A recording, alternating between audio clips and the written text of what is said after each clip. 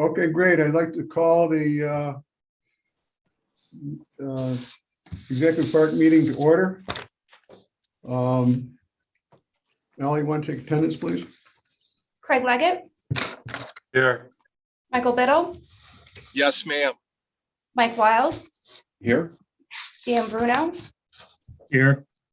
Dave O'Brien. Here. We have a quorum. We have 5 out of 5. Potential project updates. We really don't have any projects going on right now. We will talk about a couple potential projects in executive session at the special board meeting, so we'll discontinue that. Delineation update. Bob Holmes, I see you joined us. Could you bring us up to date on where we stand with the delineation for the water, for the approval of jurisdictional for the IDA part, Area 6? Right. Had a conversation here actually just a little while ago with Stephen George at NCES. Dave, you may have seen in the email chain, he actually has a meeting with John Connell scheduled for May 11th at 9 a.m. in which they are going to be meeting on site to take a look at this Area 6 wetland, which is the one located on Lot 5. His expectation, obviously not a guarantee at this point, his expectation is John will concur with the determination that it is going to be non-jurisdictional. And once that occurs, is Area 6 becomes non-jurisdictional, that's basically going to allow the IDA to proceed at your own discretion with regards to the sale potentially to Hilltop. Okay.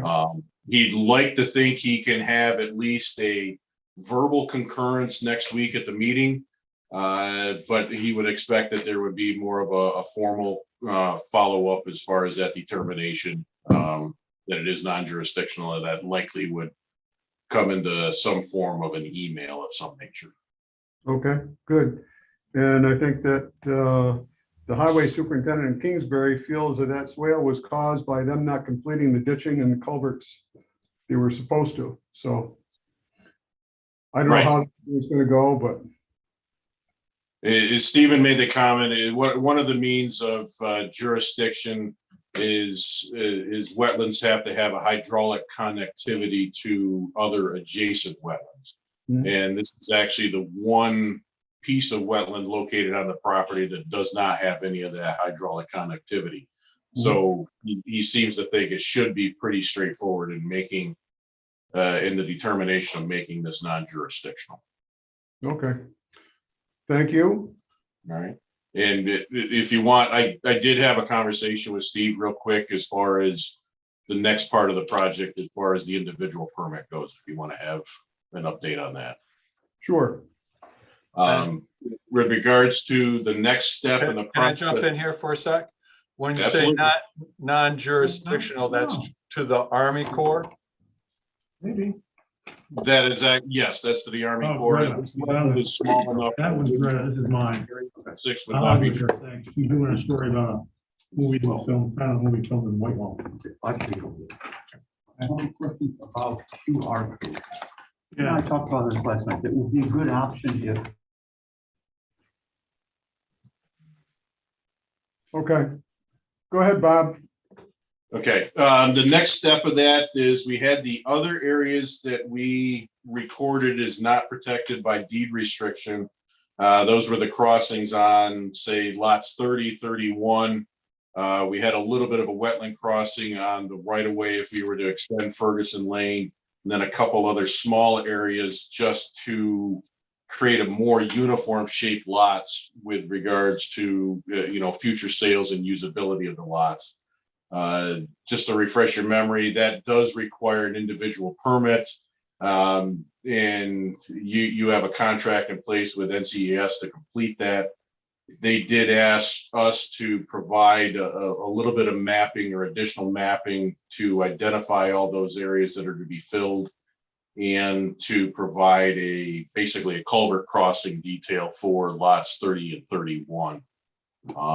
One question that I'm going to pose to the committee and the IDA in general is once this takes place and we facilitate this additional work, where we're gonna have to make sure these areas get filled to make sure there's no potential for future expansion of wetlands, so we don't end up in the same position again down the road, is when and where and how to facilitate that work. I know, Dave, you've got a kind of, I think you had an idea in the back of your mind, utilizing some of the fill material from down at the dewatering site to Correct. do. The question is there any idea or inkling on when that timeline might be or could be? I think that as soon as we get it, we can bid the work out and truck it up there. Okay. So it depends on when we get done. I mean, this delineation thing keeps that, it seems to have a life of its own, keeps on going on and on and on, so. Yeah, well, I think the fortunate thing is that I certainly can see light at the end of the tunnel on this. So if we can get these items behind us, and then move forward, get the next individual permit in place, then do the necessary work to, preserve the rights of these properties going forward for further development. Okay. Good. Okay, any questions for Bob? Thank you, Bob. I'll be on my way. Thank you. I need a motion to approve the April 6th meetings for the IDA Executive Park. Do I have a motion, please?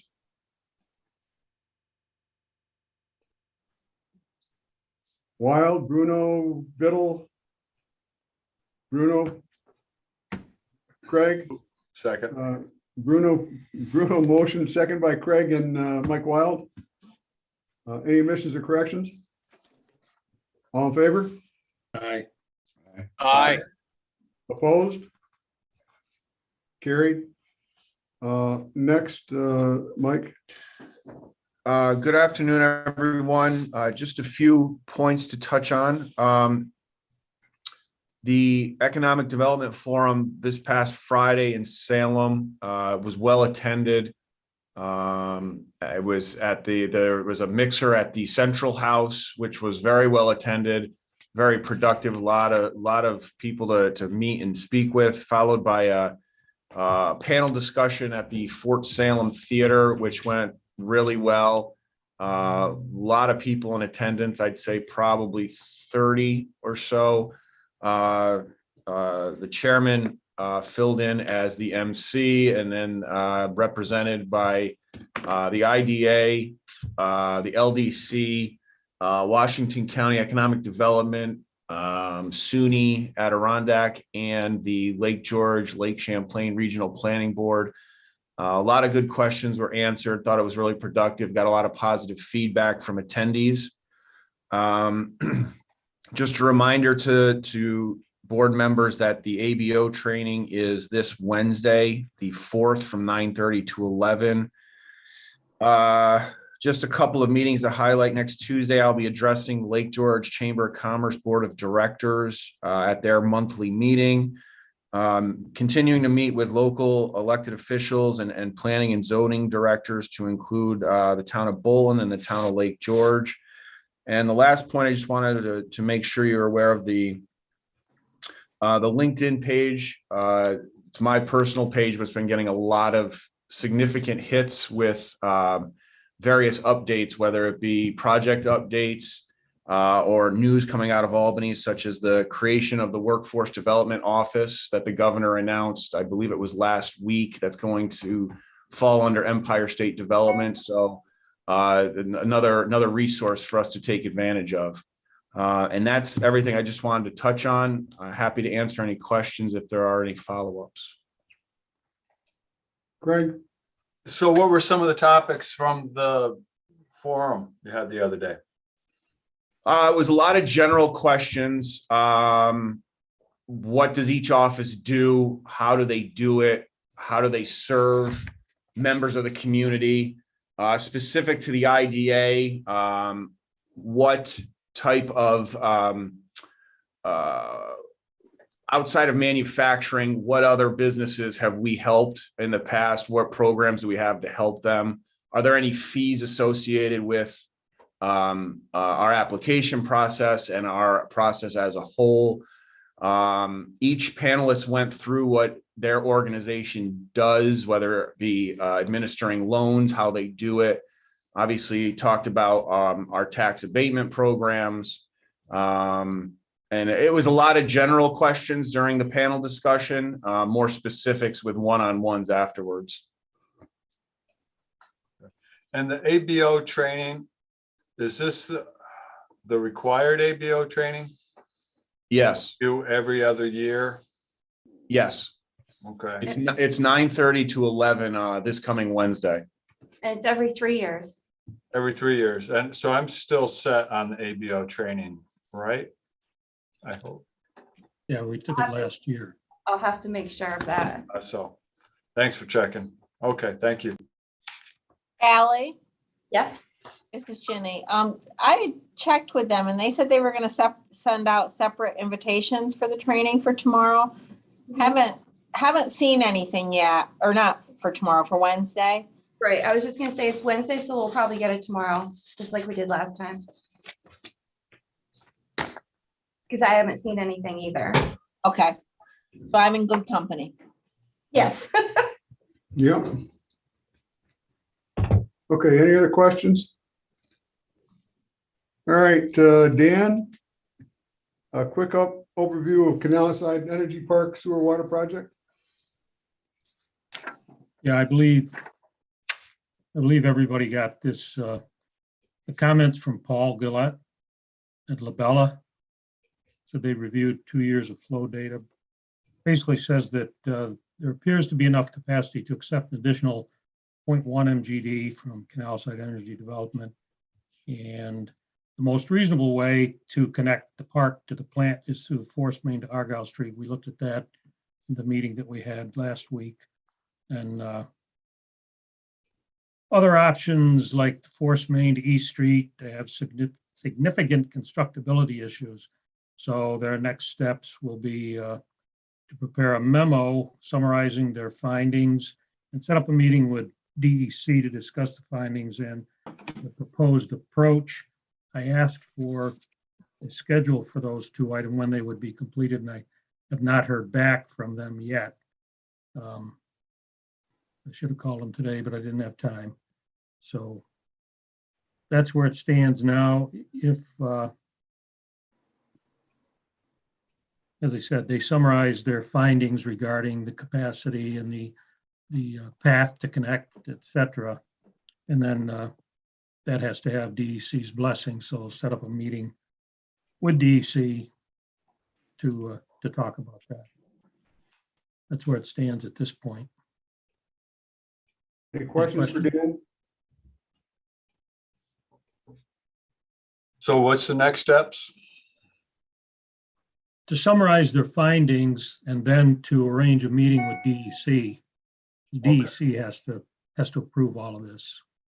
Okay, and then take it from there. Right. Hopefully that would occur within the next 3 or 4 weeks. I'm speaking for them, but they didn't confirm it yet. I'll let you know tomorrow or the next day when they give me that information. Okay. Anything Any else? Okay, Okay, moving on. I don't have any new business for now. So with that, any other comments for executive committee? Then I will close the IDA executive part meeting. And Ally, would you do I'd like to call the public hearing. I think that's right. Public hearing to order. Could you read the notice, please? Yes, however, there is something that I would like to let you know. I'm monitoring YouTube right now, and right now it looks like I'm the only one that's watching it, but it is, what do you call that, dragging or whatever? Should I still continue? If anybody logs in and has a comment, I won't be able to read it. That's We will keep the public hearing open for 30 minutes. okay. So at least we'll allow people to get their lag time up. Okay. Perfect. Notice is hereby given that a public hearing pursuant to Article 18-A of the New York State General Municipal Law will be held by the counties of Warren and Washington Industrial Development Agency on the second day of May 2022 at 4:15 p.m. local time via Zoom at the meeting information below in accordance with legislation S7623A/A 8591, amending chapter 417 of the law of 2021 in connection with the following matter at Zoom information. Sun Valley Apartments LLC, a limited liability company established pursuant to the laws of the state of New York, having an address of 23 Report Drive, Lake George, New York, has requested that the agency provide financial assistance in the form of a partial real property tax abatement, a mortgage recording tax exemption, and a sales tax abatement regarding a certain commercial project to consist of the acquisition by the agency of a leasehold interest in certain real property located at Sun Valley Drive in the town of Lake George, County of Warren, New York, and being known as tax map parcel 264.11-1-37. The planning, design, construction, operation, and maintenance by the company of 5 buildings, which include a total of 39 apartment units intended for year-round occupancy, the acquisition of an installation in and around the land, and improvements by the company of machinery, equipment, fixtures, and other items of tangible personal property, and entering into a straight lease transaction, subdivision of section 854 of the act, pursuant to which the agency will retain a leasehold interest in the facility for a period of time and sublease such interest to the facility back to the company, all pursuant to Title I of Article 18-A of the General Municipal Law of the State of New York, Chapter 862 of the laws of 1971 in the state of New York as amended. The agency may be providing financial assistance with respect to the project in the form of sales tax exemptions related to the construction and equipping of the project facility, a mortgage recording tax exemption on qualifying mortgages, and a payment in lieu of taxes, which are consistent with the policies of the agency. Should other financial assistance be requested, it shall be consistent with the policies of the agency. A representative of the agency will be in attendance at the above stated time and place to hear and accept written comments from all persons with views in favor of or opposed to the granting of financial assistance contemplated by the agency or the location or nature of the facility. The application of the company is available for the public inspection during normal business hours at the offices of the agency located at 5 Warren Street, Glens Falls, New York, 12801. Minutes of the hearing will be made available to all necessary parties. Thank you. So it is streamed. I would like to make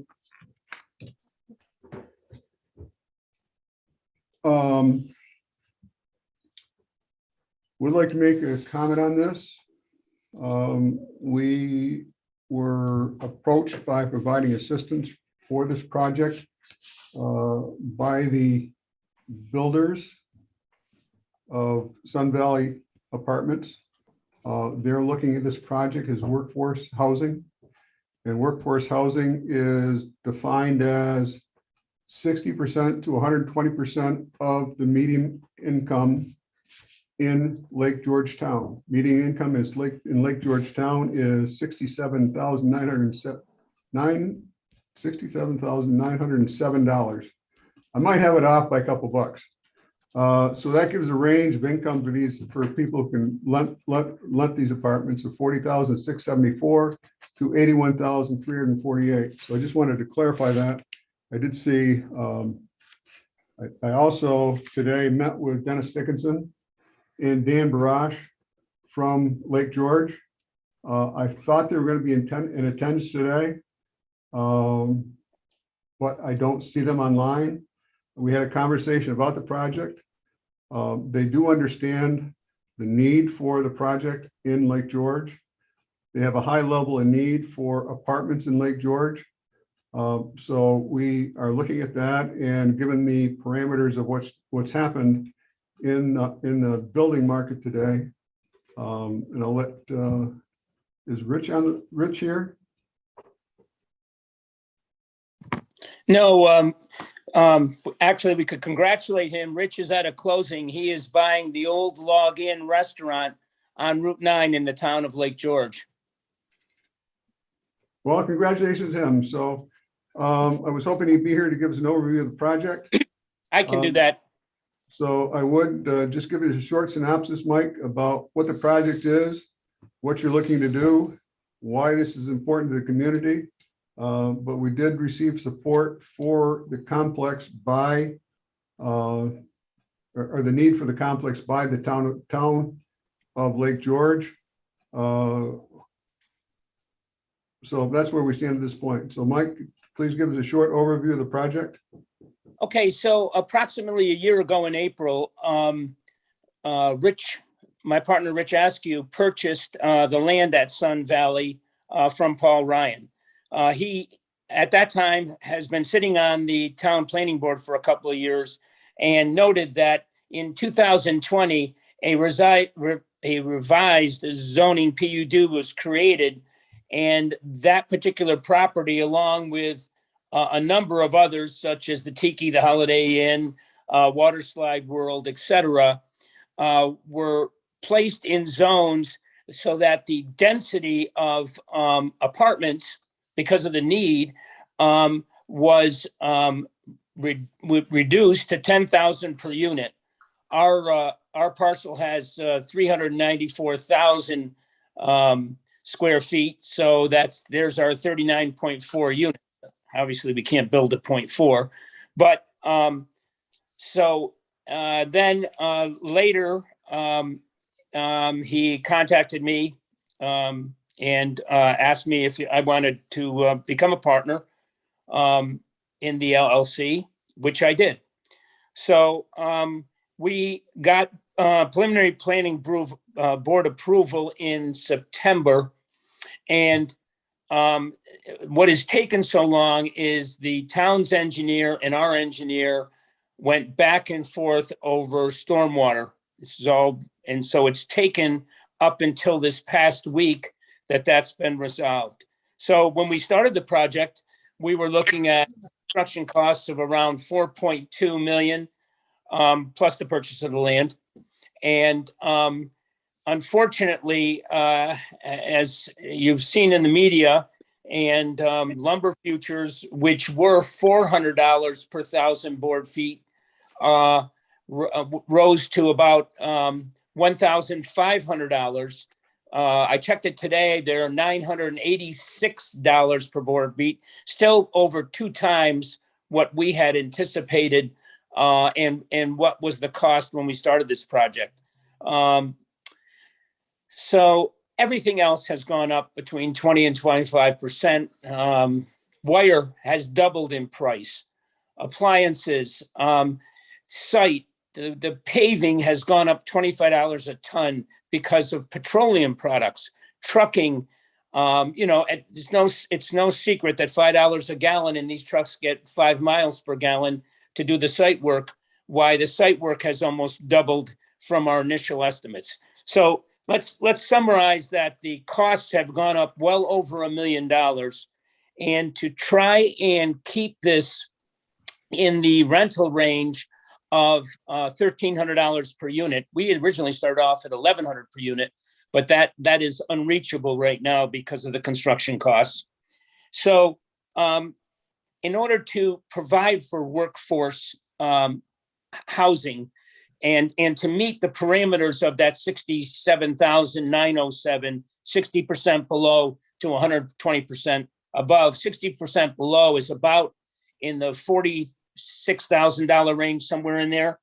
So the rule of thumb when you run apartments is you take a multiplier of 3 times the monthly rent, then multiply that times 12 to get a payroll number that the tenant should have to meet that rent.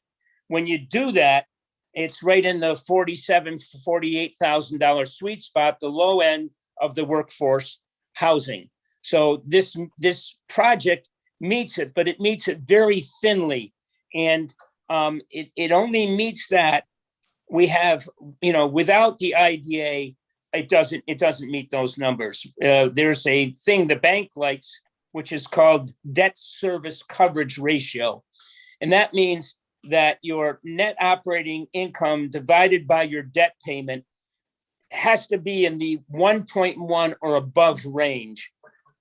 So our bank is in the 1.2 range. So before any pilot, the project comes in at 1.1.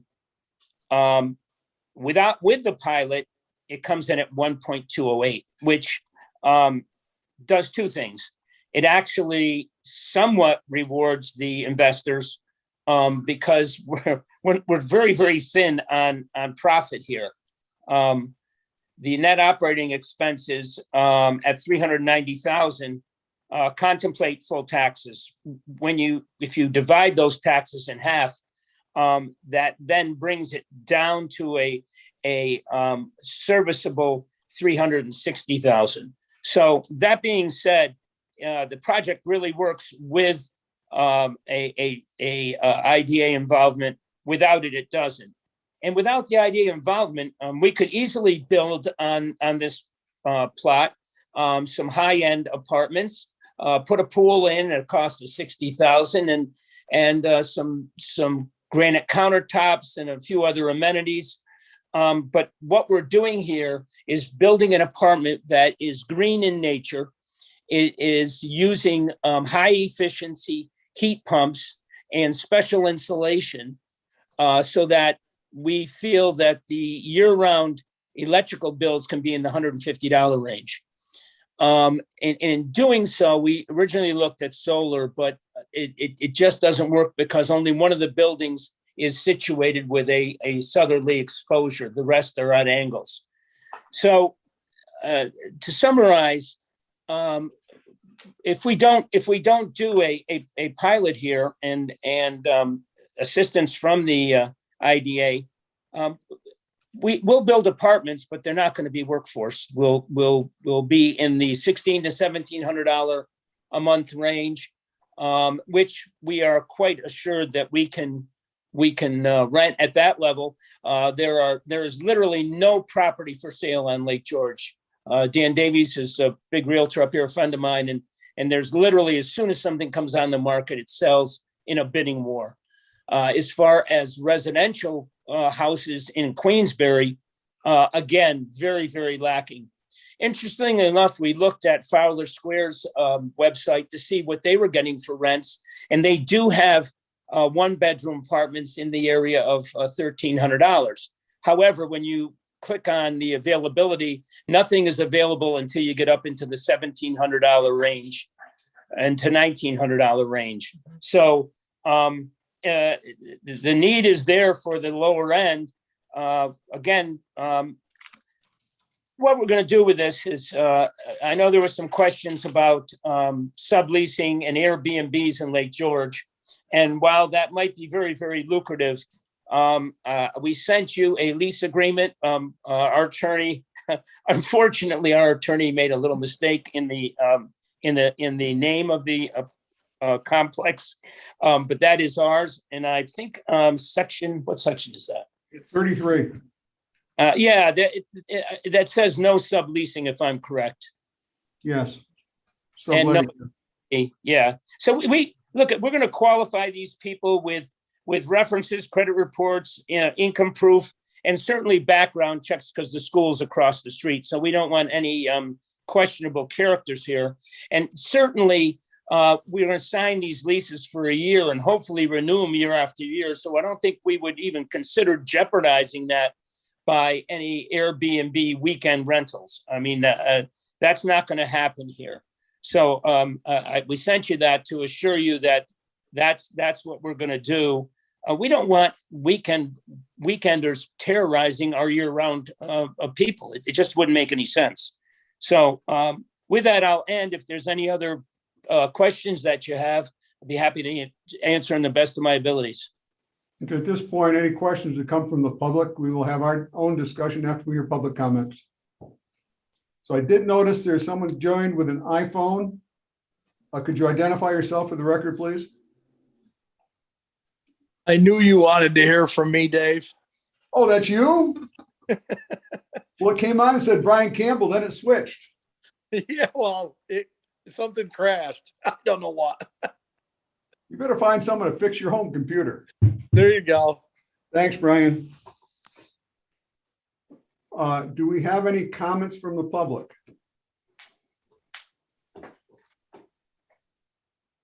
Do we have any comments from the public?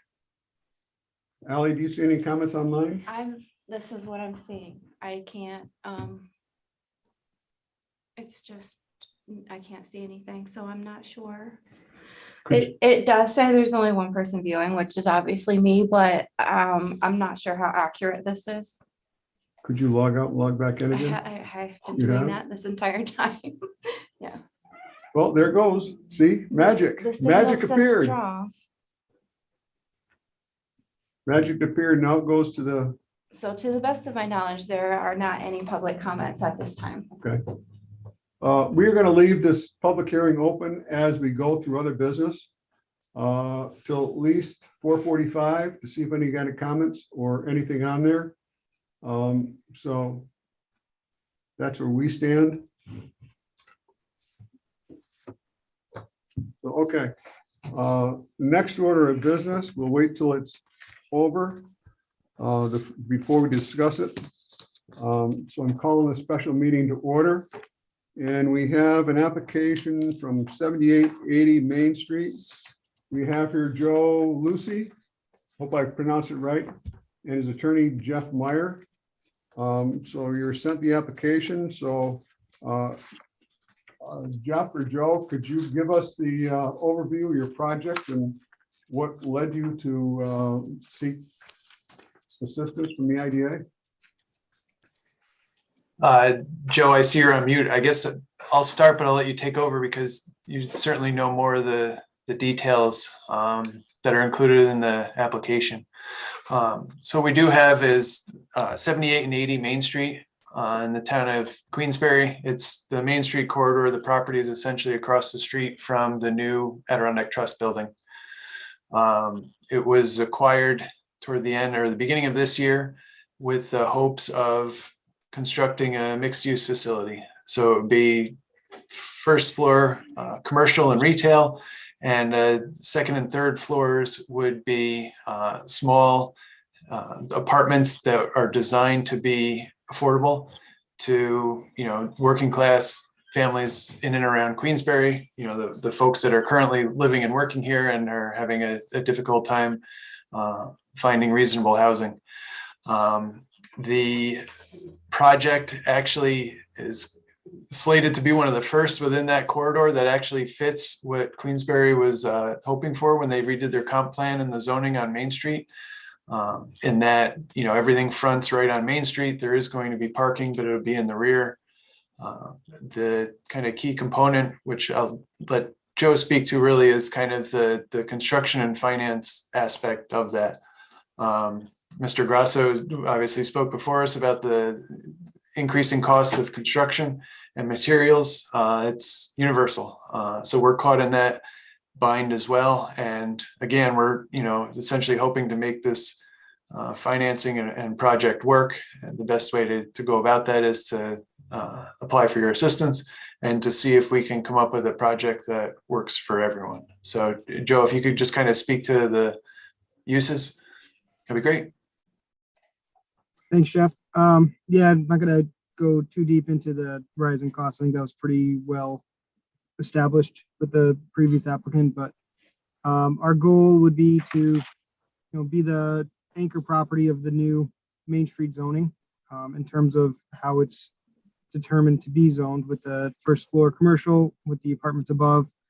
We're looking for smaller, more, I guess, I don't want to say boutique retail, but, local businesses, smaller businesses, and trying to keep the building to a point where we're providing local jobs and people with, local small businesses. And in addition to that, housing for people without making it where it's out of people's budget to live there. We think it's a good location, being so close to Glens Falls and so close to exit 18. So, making a building that's built well and built desirably while keeping the rents and the commercial leases within a reasonable number is, the balancing act that we're trying to achieve with the help of the IDA.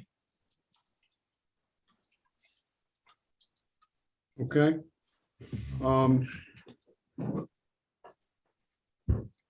So with that, I will open up the floor for any questions for Joe or his attorney.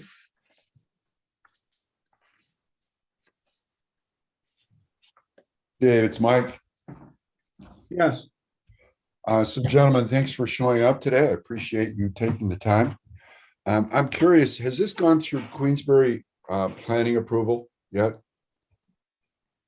We went through a preliminary meeting. We had some very positive feedback. We had a little more engineering to take care of. I believe we are scheduled for a meeting in May, but in speaking with the town, I don't anticipate any hiccups with the approval process. So following up on that, what type of units, residential units are you planning, and what would be the typical rents? So right now the building is designed to include 20 one-bedroom apartments and 4 two-bedroom apartments. We anticipate the one bedrooms to be between $1,100 to $1,300 per month, and the two bedrooms to be in the $1,500 a month range. Okay, thank you. Plus utilities. Yes. And I'm looking on Warren County GIS mapper here. These are 2 lots that would be under Newell, who owns them of record. Previously. Right now. Okay. We, Yeah, we closed on them in December. Yep. Okay.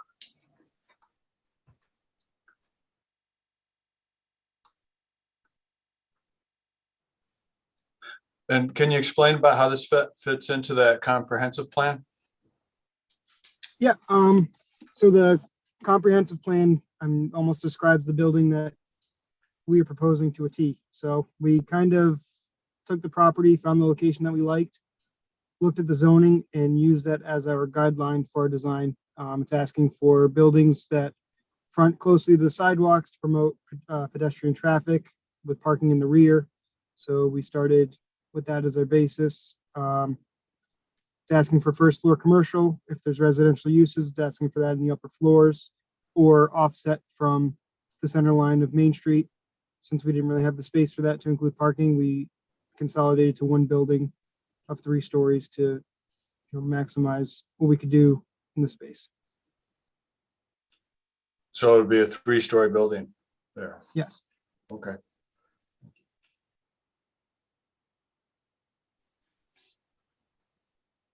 Okay.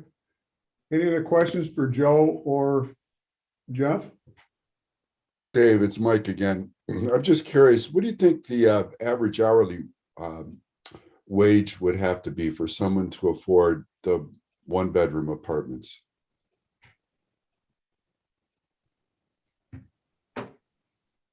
I'm sorry. Did you miss that? I think I muted myself. Oh, Okay, I'm back. Sorry. Based on the formula described at the previous applicant, if you multiply the rent times 3 and then times 12, you're looking, in the $40,000 to $50,000 range salary for someone. So, quick math, that's, roughly $1,000 a week or slightly less than that to be in that range.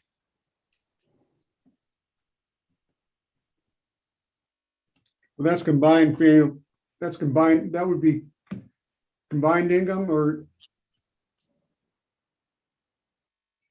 I guess that's That would, the way.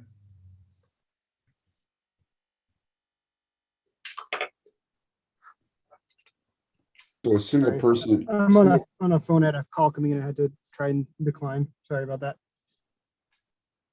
so a single person affording a single bedroom apartment has to be making over 25 bucks an hour.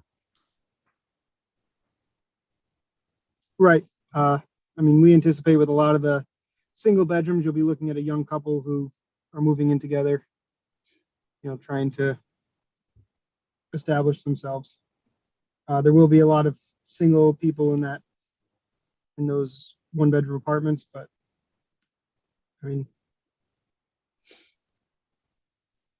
yes, I think that's what the math worked out to be, but yeah. Excuse me, I'm gonna call a timeout. We're having a problem with our YouTube, and we need to get there. Ally, what's your signing? Because I got a better connection than you do. Visual. Email address is aweaver at Mhm. for IDA. Mhm.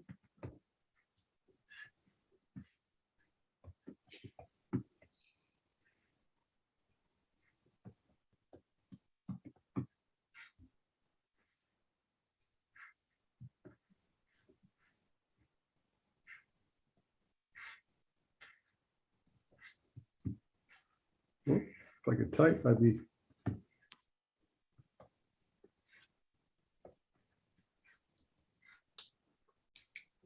Well, the pressure's on here.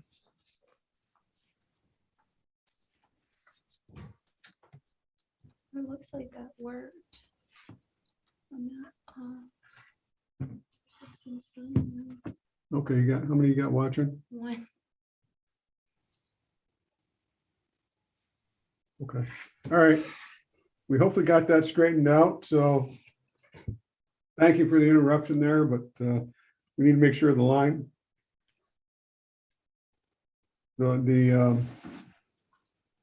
need to make sure that the YouTube stream is working right, and I think we've got it going now. Kara can check me if I'm wrong, 'cause she's watching it.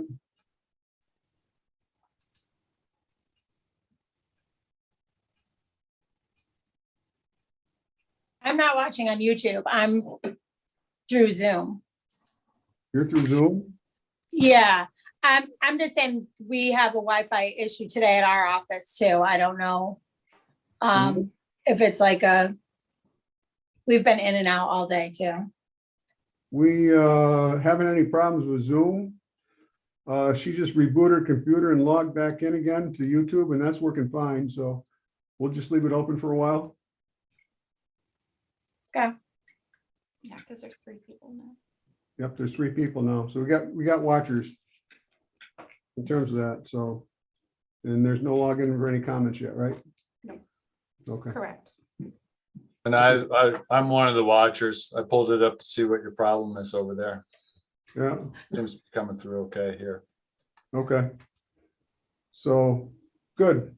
We seem to be all set here, but we've had problems over at FMBF before too, so.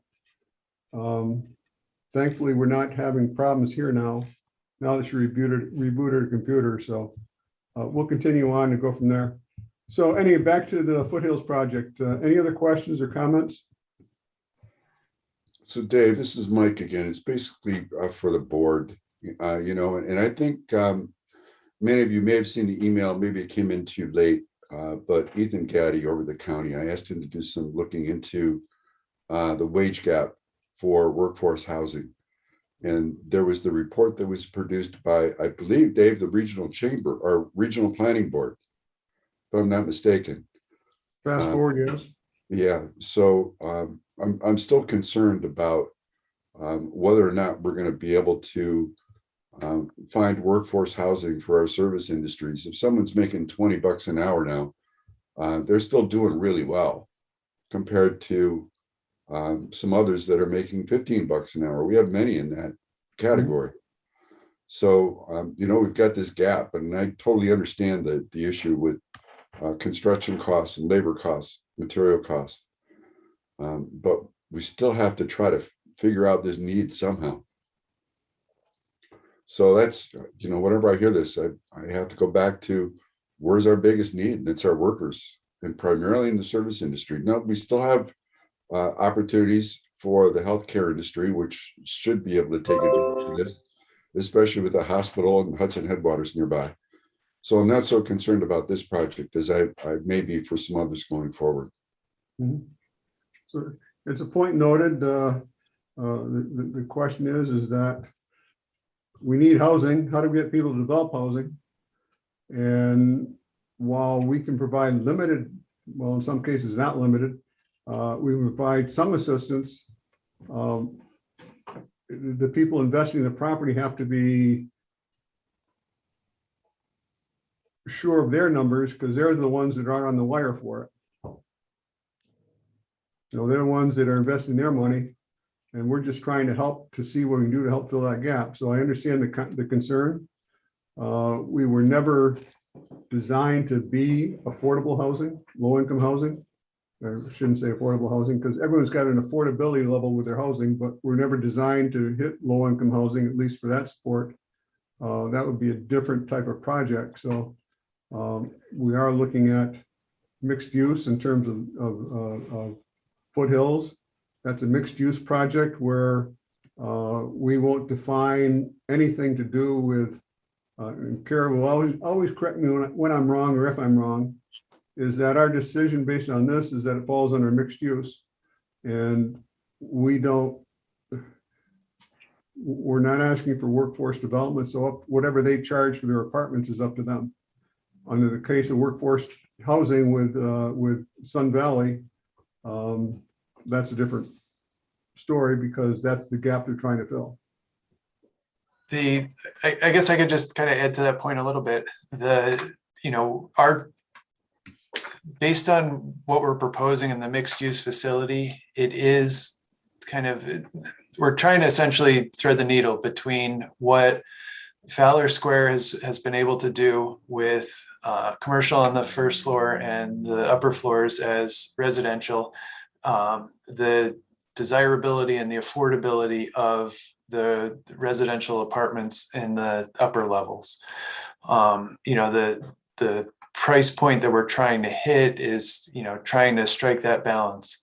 Even a $20 an hour employee that's working, 40 hours a week for a full year, is hitting that $40,000 a year mark. And we think that these apartments are going to kind of suit their needs. They're going to be close enough to the city of Glens Falls where they can be kind of walkable, bikeable, use public transportation if they need. They don't have to rely on having a car. They may need a car because it's also kind of relatively close to the highway if they need to kind of go elsewhere in Warren County and head parts north. But that's kind of the goal. And this isn't necessarily we're trying to keep prices down for workforce housing similar to Sun Valley. Our point was more that the economics are the same, regardless of your intended purpose. And as we try and strike those balances, this is what the project's envisioning. And with kind of where it is in Queensbury, we envision it being more successful with smaller apartments that are more affordable and not quote unquote affordable housing. So thank you. All right. Yeah, Mr. Chairman. Great. Yes, sir. Thank you. On page 10 of 19 on the application, and the employment plan, can you describe going from the 2 FTEs to 10 FTEs? What makes the difference there within 2 years? As well as the same for the part-time, going from 2 to 10. What are you calculating in there? And Joe can probably catch up. The current 2 is essentially Foothills Builders. So if all else fails, Foothills Builders would be using one of the commercial spaces as a kind of showroom, sales room. And as the other commercial spaces fill in, that's where we're getting the additional employees. Okay.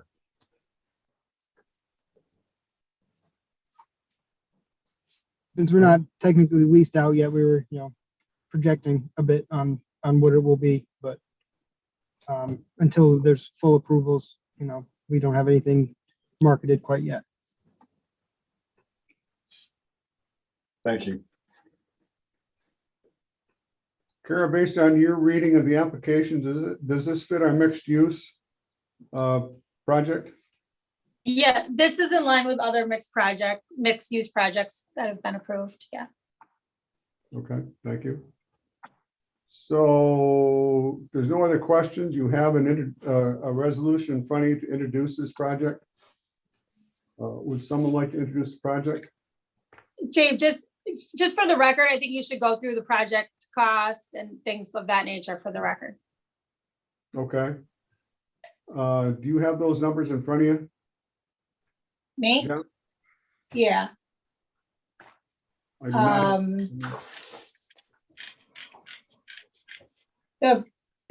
The total project estimated cost per the application is $3,355,000. And the project's requesting, the applicant is requesting a partial real property tax abatement. That would be based on starting with a 50% abatement and then 5% reducing every year thereafter for a period of 10 years. There's also a request for sales tax, which would be purchases up to 1.5 million. So an exemption amount of 105,000 and an exemption from mortgage tax based on mortgages in the amount of 2,750,000. So the exemption amount of 34,375. This resolution only accepts the application and authorizes the scheduling of a public hearing. Okay, thank you, Kara.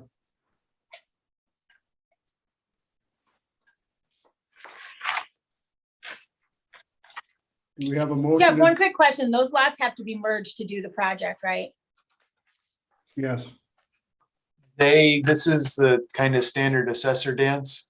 They've always been a single lot. They've always had a single legal description, but we'll straighten whatever we need to with the assessor. Correct. Okay. All right. Do I have a motion to introduce this resolution? Mr. Chairman, Michael Biddle, I'll move it. Thank you, Michael. Do I have a second? Second. Second by, who is that, Dan? Yeah. All right, can I have a roll call vote, please?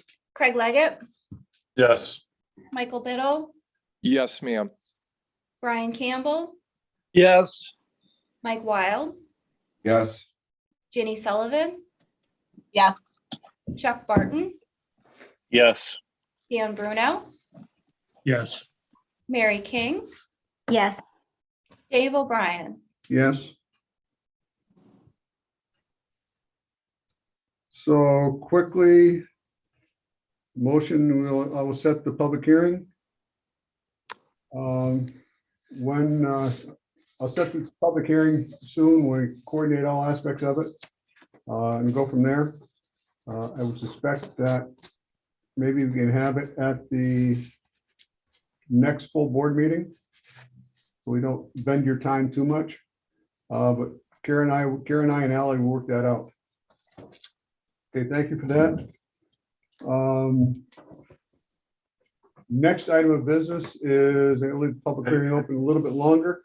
Hey. There's still 2 people watching, still have no comments. Mr. Chairman, is the next regular meeting the 16th of May? Is that what you're talking about? I believe so. Okay, thank you. Or maybe it's the 21st. It's the 16th.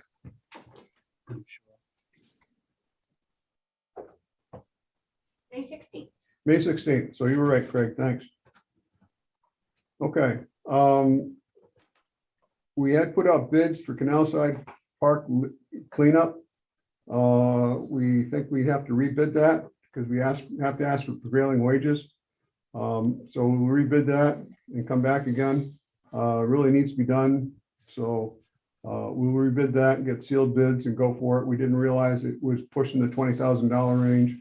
We had one estimate done a year ago that was a lot less than that. So rebid that project. Okay, next order of business is I want to go back to the public hearing. You have any public comment for the public hearing for Sun Valley? Nothing online? Nothing. Okay. So I think that we'll go back to the discussion on Sun Valley. I'll keep the public hearing open for a little while longer, just in case someone straggles in.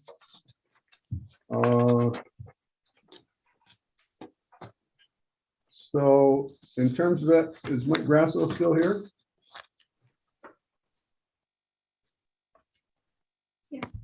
I am. Okay, so he had some questions. Look at it, make a statement first. It is in the public interest, the agency to undertake the project on behalf of the company, as this project will promote employment opportunities and will prevent economic deterioration in the area.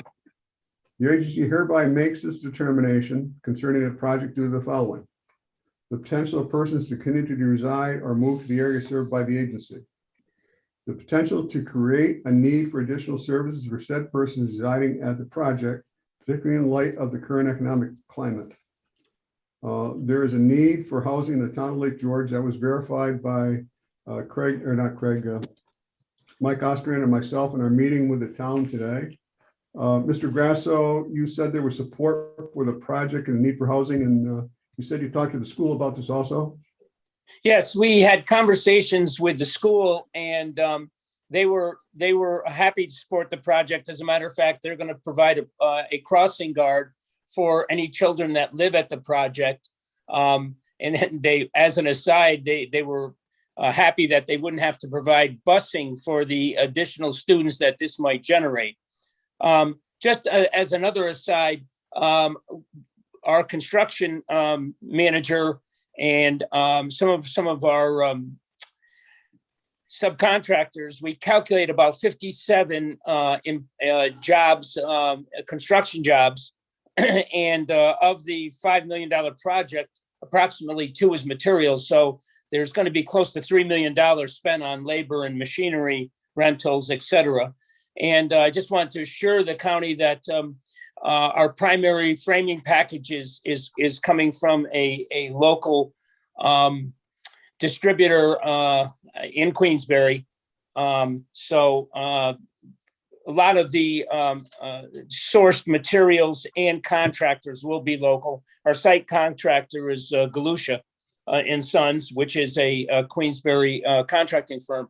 So that being said, in speaking to and understand that my company insures many companies in this region, including healthcare, the Glens Falls Hospital and Hudson Headwaters.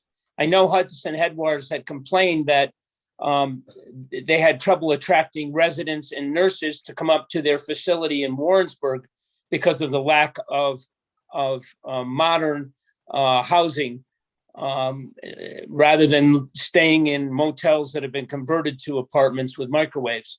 So both they and a number of other companies, and Kathy Flack from Fort William Henry talked to me about that also, about some of her managers and chefs that, were finding problems finding housing. And this is literally a couple blocks from Fort William Henry. So I'm sure they'll be happy to hear the project is going forward. Okay. Not to mention the school attracting teachers, et cetera, et cetera, et cetera. So in our conversation today, there has been a concern about potential subletting. And the concern was the party things. That concern came up at the meeting with Lake George Town today. And it's been a concern of some of the other members of the board. We shared a copy of the lease like you talked about, and the subletting was not in there. Excuse me, subletting was in there, item 33. So that's where we stand. I also had a conversation with Mike in terms of, while the bank, and I confirmed this with Tim Robinson, I talked to him today, the bank would not permit any sublets, any deed restrictions on that line. I think that, talking to Mike, that potentially that we could include a condition in the pilot that they're going to adhere to that subletting. That's So- correct. That's correct. So that would prevent it. Now, if the bank, one of the concerns the bank also had if they took foreclosure is that if they foreclose, the pilot goes away. Isn't that correct, Kara? If it's, right, if they're in default with their lender, we would get triggered on that and they would be removed from our program. And also, if they sell to someone else, then that person has to come for permission to take over the pilot. Is that correct? Correct. So while that Sun Valley owns the apartments, we could have that in there, and if they default, then it'd be recaptured. So that is a modification we could make to the pilot terms. Hey, this is Mike. I'd be in favor of something like that. And I trust Mike, but business conditions change. And if it's just in a lease, they might have to make some changes and do some vacation rentals. And I'd rather not look back 2 or 3 years from now and say, I wish I was more strict. But if we have some way to kind of codify this, then I'm in favor of moving forward because there is a need for housing for sure. And that's all I'm trying to do is protect that need for housing, that satisfaction of the place is set up for housing for local residents. Kara, can you recommend some language for us?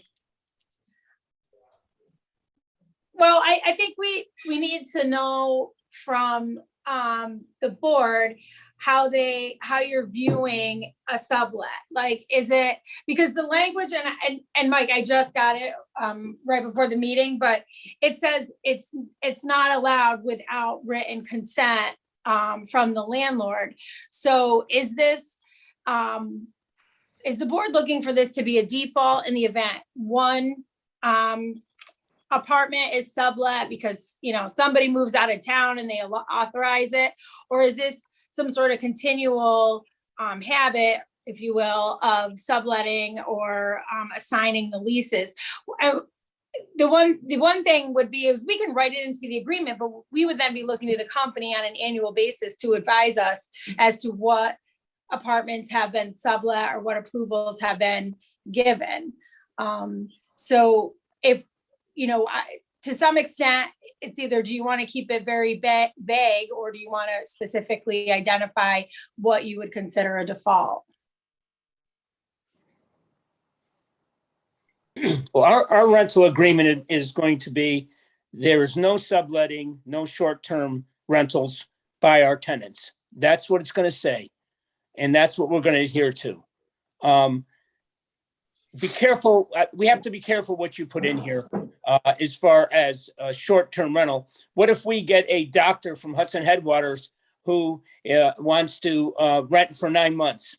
And that's the term he's going to do his residency up here. We want to be able to, be flexible with, I'm not talking about weekends. I'm talking about somebody, maybe a business, somebody comes in to work at one of the catheter companies, and it's a 6-month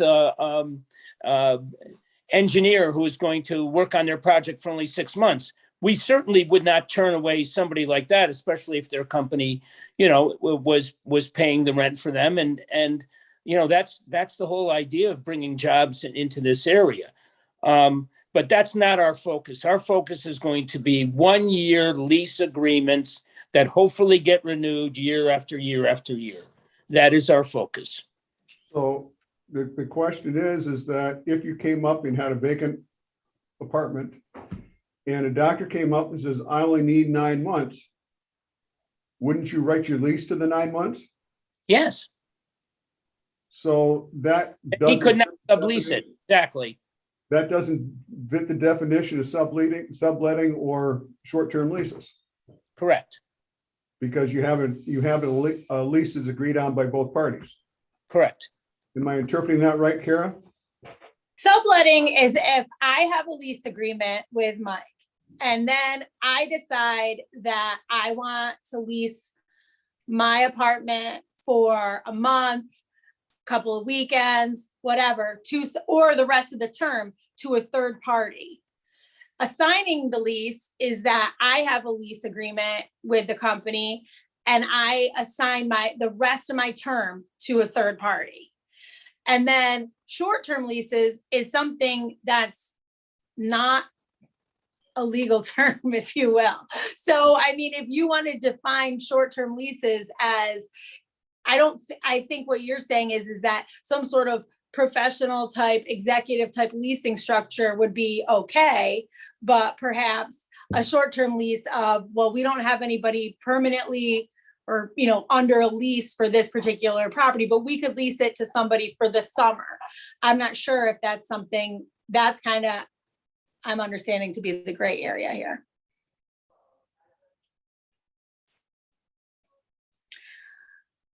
So Mike, I'm looking to you to say, what's your definition of short-term lease?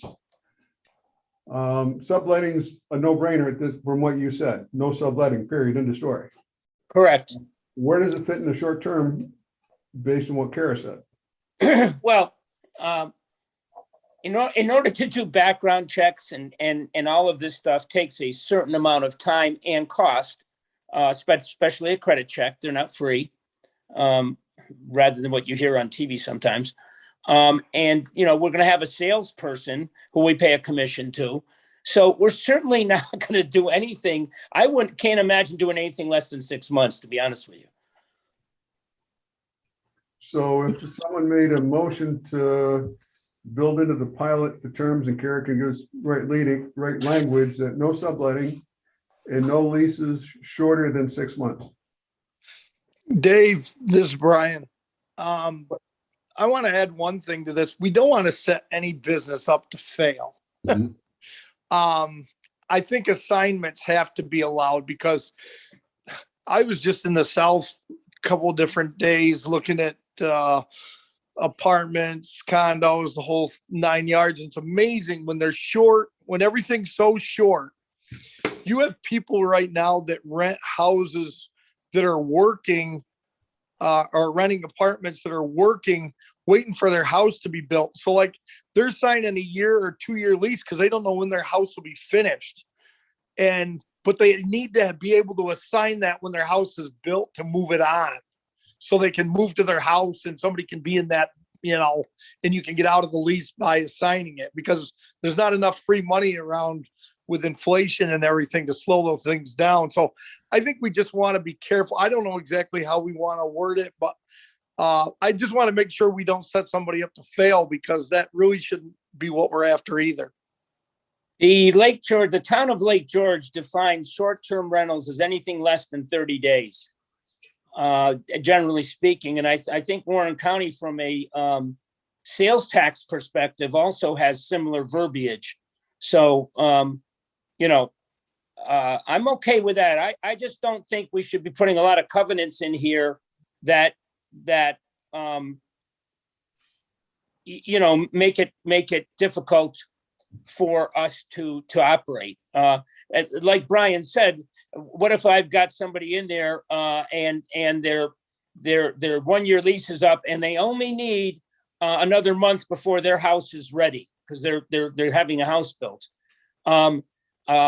We start putting things in that I have to force them out on the street for 30 days. So I'm really kind of worried about adding. I mean, you're going to have to trust us. We're not in this business. This is not the kind of business we're in for short-term rentals. There are 39 apartments here that are going to be occupied year-round, and the rentals that we're targeting are for workforce type families.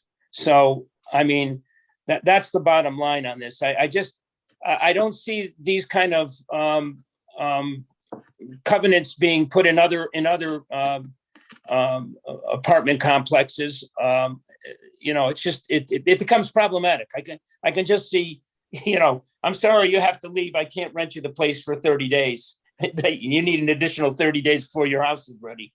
Or 60 days or whatever, but I just, and as we know, a lot of workforce housing couples that they rent and save money and who knows, as soon as this economy recovers and we go back to interest rates that are back in the threes and construction costs that are less than $150 a square foot, I think, and I truly believe it will. I mean, lumber futures from $1,538 down to $986 today.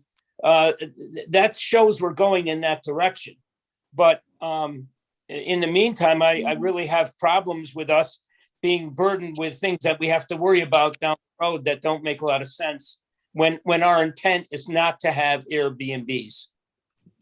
Well, your comment about someone in there for a year and they need an extension of a lease.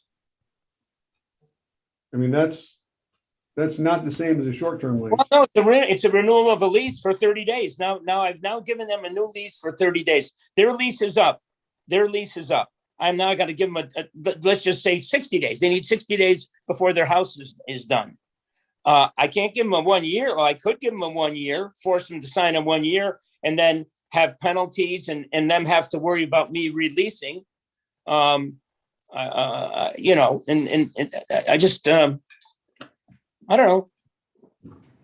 Okay, Short-term rentals less than 30 days, and there's not going to be anything in that arena here. so the language we'd want is something that there is no Subletting by tenant. nor any short-term leases less than a month. Well, I would go with that.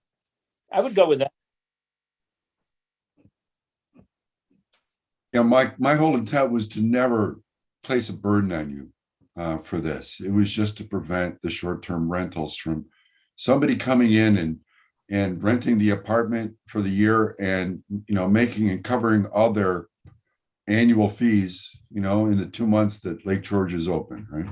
Sure, or making money on us, renting it for $1,400 and then subletting it for $1,700 a month and putting $400 in their pocket. No, I'm with you on that, Mike. So Kara, are you comfortable with that? Yeah, I can work with that language. That's fine with me. Let's give this, I don't want to slow anything down, but we may want to give this a little soak time to really think whether or not it's going to. Soak time is another 50 basis points is another half point on the mortgage. And then we're going to high rentals here or high rentals. I just didn't want to put you in a bind, Mike, with the. Well, if you delay any more because the Fed's coming out in probably 3 or 4 days, so we're looking to close like now because we've gone from 3.25 to 5%. And believe me, that is going to ruin that $1,300 a month. I'm telling you right now, we go to anything above 5 and we're going to $1,400 a month or more. I control the Fed. I agree with Mike. The interest thing is going to get out of control and I'd rather move sooner than later. I'll make a motion if you need that. Good. So we need a motion to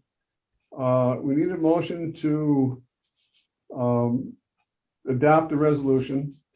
And within that motion, you could also make a motion that we include the language about no subletting or short-term leases less than 30 days. I'll move that. Well, for the record, can you put in the other particulars of the project? I have it here if you want me to. Please do. You talked about the economic benefits of this project to the community. Mike spoke to the construction jobs and I wrote down 57. Did I catch it right? You did. Estimated? Okay. So 57 construction jobs locally. And the other question I just have for you, Mike, is you, at the beginning of the meeting, you spoke about the project increases, but what you've submitted is your most recent current numbers. Correct. Okay, all right. I just want to make sure we didn't need to amend those. And the town of Lake George Planning Board has issued a neg deck with respect to this project. So this board will adopt that finding as well as part of this resolution. So the total project cost is little under $6 million. Let's see, they've requested a sales tax exemption in the amount of $2,196,000. And that would be exemptions of $153,720 and an exemption on the mortgage recording tax on mortgages in the amount of estimated at $4,762,500 with that would be an estimated exemption of $59,532. And then the pilot is estimated as a benefit of $166,702 over the 10-year term. Okay. And I will amend this resolution to add the contingency of subletting for less than 30-day periods would be an event of default under the terms of our agreement. Well, no subletting, and no short-term leases less than 30 days.